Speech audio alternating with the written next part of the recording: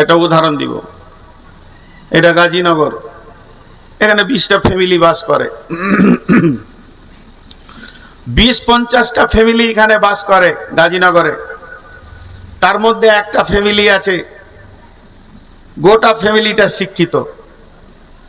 তাদের যে দাদু সে হচ্ছে বড় শাইখুল হাদিস, দাদুর 5টা বেটা বাচ্চা ছাড়া সবগুলোই শাইখুল হাদিস। তাদের ছেলেরা 20-25টা যায় আছে, সব আলিম। ফ্যামিলিটাকে এলাকার লোক বলে মুলবি ফ্যামিলি। তার মানে তারা ভালো ফ্যামিলির মানুষ। ওই ফ্যামিলির একটা ছেলে ক্লাস 6-7 পড়ছে, হয়তোবা মাধ্যমিক পাস করে সেও মাদ্রাসা যাবে চিন্তা করেছে। তো ও যখন গায়ে ঘুরবে ওর চালচলন আলাদা হবে। অন্য ফ্যামিলি, ডাকাত ফ্যামিলি, লুচ্চা ফ্যামিলি, জুয়ারি ফ্যামিলি, মাতাল ফ্যামিলি ছেলেদের মতো ওর হবে না। ওর পেছন দিকে একটা টান থাকবে, কি আমি হলাম আলেম ফ্যামিলির ছেলে, ও ওইখানে তাস চলছে যাব না, ওইখানে জুয়া চলছে যাব না, ওইখানে লুডু চলছে যাব না, চায়ের দোকানে বসবো না, 1 কাপ চা খাবো চলে যাব। তার চাল চলন আলাদা হবে। তো এই পৃথিবীটাকে আল্লাহ সাজিয়েছেন গরু, ছাগল, হাঁস, মুরগি, কুত্তা, শিয়াল, বাঁদর, বাঘ, ভালুক, ঘোড়া, মহিষ দিয়ে। তার ভিতরে একটা দল আছে মানুষ। যদি কেউ নিজের পরিচয় নিজে জানে, তখন সে নিজেকে মনে মনে বলবে, কুত্তা মরার কাছে থাকবে আমি যাব না, শূকর ড্রেনে থাকবে আমি ওখানে থাকবো না, কারণ আমি আদম সন্তান, সৃষ্টিকুলের সেরা। শুধু তাই নয়, গরু ছাগল যেদিকে যাবে আমি যাব না, আমি তো তাদের মতো প্রাণী পৃথিবীতে নয়, আমাকে উন্নত মানের বানানো হয়েছে। আমি তাসের আড্ডায় যাব না, আমি সুদের কাছে যাব না। আমার বাপ ছিল নবী, আমি আদমের সন্তান মানে নবীর সন্তান। বিদায় আমার চাল চলন নবীর ফ্যামিলির মতো হবে, আমি উঁচু নিচু করতে পারবো না।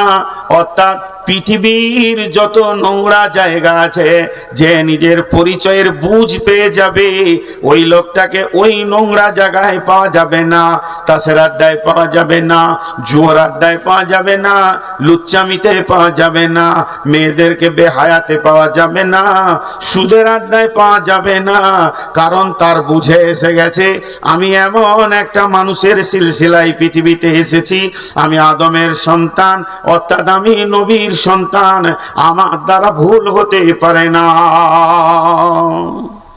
ভুল হবে আদম সন্তানের, কিন্তু আমি নোংরামিতে থাকবো না।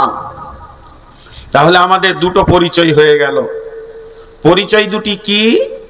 একটা পরিচয় আমি আল্লাহর গোলাম, আল্লাহ ছাড়া কারো গোলামি করব না। আর দ্বিতীয় পরিচয়টা কি? আমি হলাম আদমের সন্তান, পৃথিবীতে নোংরা জায়গায় আমাকে পাওয়া যাবে না। নাম্বার 3, কুনতুম খায়রা উম্মাতিন উখরিজাত লিন-নাসি তা'মুরুনা বিল মা'রুফি ওয়া তানহাউনা আনিল মুনকার।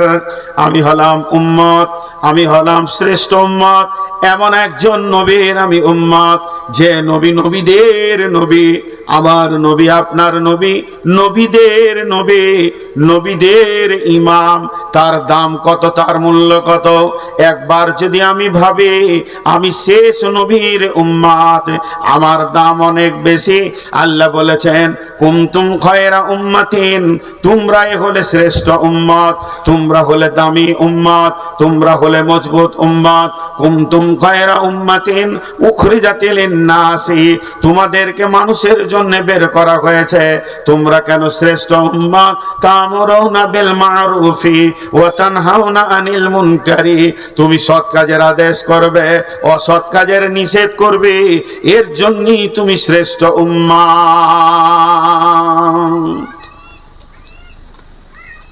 পৃথিবীতে যত নবী এসেছেন, এই জায়গাটা একটু বুঝেন। সমস্ত নবীর উম্মতকে কম শব্দ ব্যবহার করেছে আল্লাহ কোরআনে। কমে লূত, কমে হুদ, কমে সালেহ, কমে ঈসা, কমে মুসা। কম, কম মানে গোত্র গোষ্ঠী। এটা কেন বলেন আল্লাহ? তাবলীগের কাজ পাবলিকের লয়, তাবলীগের কাজ পাবলিকের নয়, তবলিগের কাজ করবে নবীতে, আর কম তার সাহায্য করবে। আর শেষ নবীর উম্মতকে উম্মত বলা হলো কেন? শেষ নবীর উম্মতের কাজও বর্ণনা করে দেয়া হলো। আমরা দেখতে সুন্দর তাই জি না? তাহলে আমরা জ্ঞান বিজ্ঞানের যুগে আছি তাই আমাদের দাম জি না? তাহলে আমরা ও নবী এখন নাই, এই অবস্থায় আমরা জীবন কাটাচ্ছি, তার মূল্য না? তাহলে আমাদের কি হাত পা বেশি মজবুত অন্য উম্মতের থেকে? তাও না। তাহলে আমাদের দাম কেন অন্য উম্মতের থেকে বেশি? আল্লাহ বলছেন তোদের দাম বেশি দুটি কারণে। একটা হলো তা'মুরুনা বিল মারুফি, আর একটা হলো তানহাউনা আনিল মুনকারি। তোরা সৎ কাজের আদেশ করবি, অসৎ কাজের নিষেধ করবি। এরই জন্য তোদেরকে আমি আল্লাহ পৃথিবীর বুকে পাঠিয়েছি। অতএব কুনতুম খায়রা উম্মাতিন উখরিজাত লিন-নাসি, তোরা হলি শ্রেষ্ঠ উম্মত, তোদেরকে আমি বেছে নিয়েছি, তোদেরকে আমি মানুষের ভিতরে পাঠিয়েছি। কেন? তা'মুরুনা বিল মারুফি, তোরা সৎ কাজের আদেশ করবে, ওয়া তানহাউনা আনিল মুনকারি, এবং খারাপ কাজ থেকে তোরা মানুষকে রুখবি। দেখেন কাজ বেরিয়ে এলো আমাদের এতক্ষণে। আমাদের কাজটা এতক্ষণে বেরিয়ে এলো। আমরা শ্রেষ্ঠ উম্মত কেন? না আমরা সৎ কাজের আদেশ করব আর অসৎ কাজের নিষেধ করব, এর জন্য আমরা শ্রেষ্ঠ উম্মত।